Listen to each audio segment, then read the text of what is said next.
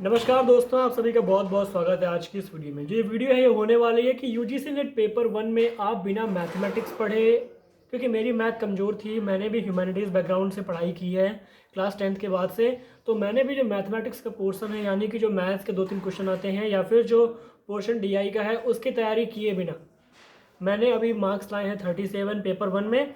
और जो कि मुझे लगता है मैंने बहुत ही कम टाइम दिया तो मेरे आ गए। तो मैं आपको शेयर करूँगा क्या थी मेरी प्रिपरेशन स्ट्रैटेजी और what ever you may call it. देखिए, मैंने 3 बार एग्ज़ाम दिया है। मेरे पहली बार सही हुए थे 30 क्वेश्चन बिना पढ़े। दूसरी बार मतलब कुछ पढ़ा था बहुत नहीं पढ़ा पढ़ा था, कुछ कुछ आइडिया था। और पेपर 2 में और फिर सेकंड अटेम्प्ट में मैंने पेपर 1 पे पढ़ा ही नहीं, इवन रिवाइज भी अच्छे से नहीं किया पिछला वाला। तो मेरे सही हुए 22। और मैंने थर्ड टाइम हल्का सा फोकस किया, मतलब हल्का सा इन द सेंस कि मैंने इस बार 2025 के सारे पेपर्स लगाए जो पीवाईक्यूज हुए थे। 2025 में सारे शिफ्ट के जो एग्ज़ाम्स थे, लगभग 25 जून से लेकर के 29 जून तक जितने भी पेपर्स थे, दो दो शिफ्ट आप देख लीजिए, लगभग 10 पेपर हो गए थे। मैंने वो सारे पेपर्स लगाए और उन सारे ही पेपर्स में डीआई नहीं लगाया, ना डीआई लगाया। हाँ, बस डीआई नहीं लगाया, बाकी सारे क्वेश्चन लगाए।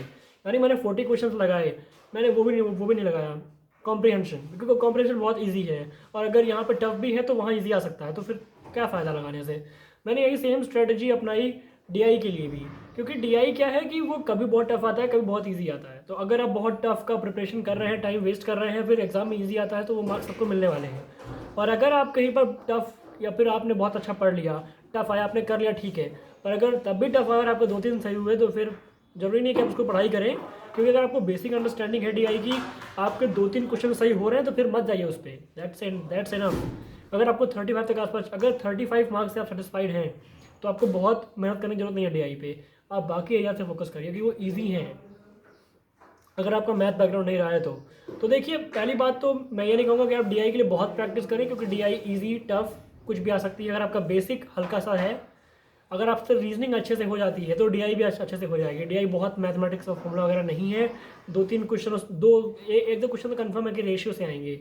और एक दो क्वेश्चन में आप इवन बिना पेन उठाए भी आप नियर अबाउट आंसर पहुंच जाएंगे। अगर बहुत क्लोज ऑप्शन है तभी आपको लगेगा कि आपको पेन की ज़रूरत है, अदरवाइज वो ईजिली हो सकते हैं। और अगर बहुत टफ डीआई आती है तो फिर तो मुश्किल ही है कि किसी के पाँचों पाँचों सही हों, या फिर होते भी सबके नहीं होंगे। तो वहाँ आप मार्क्स लूज़ नहीं करेंगे, ज़्यादा डिफरेंस वहाँ नहीं बनेगा फिर। तो पहली बात ये कि डीआई बहुत ओवर फोकस मत करें। और दूसरी बात ये कि जो एक केवीएस मदान बुक है, देखिए बुक्स को तो मैंने रेफ़र करना ही बंद कर दिया है। देखिए, जो यूथ कॉम्पिटिशन टाइम्स की जो पीवाईक्यू की बुक आती है, वो आपको फॉलो करनी ही है। That is mandatory. मेरे पास है, वो मैंने शेयर भी किया, जो मेरा चैनल है टेलीग्राम पे, आप ज्वाइन कर सकते हैं, जिससे कि मैं आपको मटेरियल भेज पाऊँ, मटेरियल वगैरह जो भी है। तो पहली बात तो ये कि आपको बुक नहीं लेनी है केवीएस मदान, क्योंकि अगर आप उसकी जो थ्योरी पोर्शन है पहले तो बहुत ज़्यादा है। अगर आपको 30 से 35 मार्क्स के बीच में चाहिए, तो फिर आपको इतनी मोटी बुक पढ़ने की ज़रूरत नहीं है।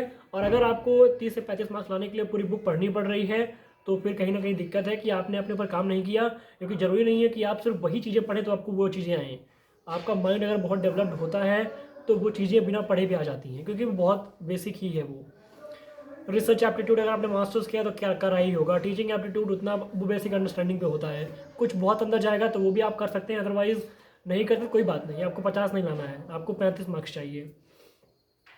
हाँ, पर कुछ जो पेपर्स हैं बहुत टफ है, तो उनमें आपको मतलब जो कट ऑफ बहुत हाई जाती है, 240 के आसपास जाती है, तो वहाँ आपको मार्क्स ज़्यादा चाहिए होगा।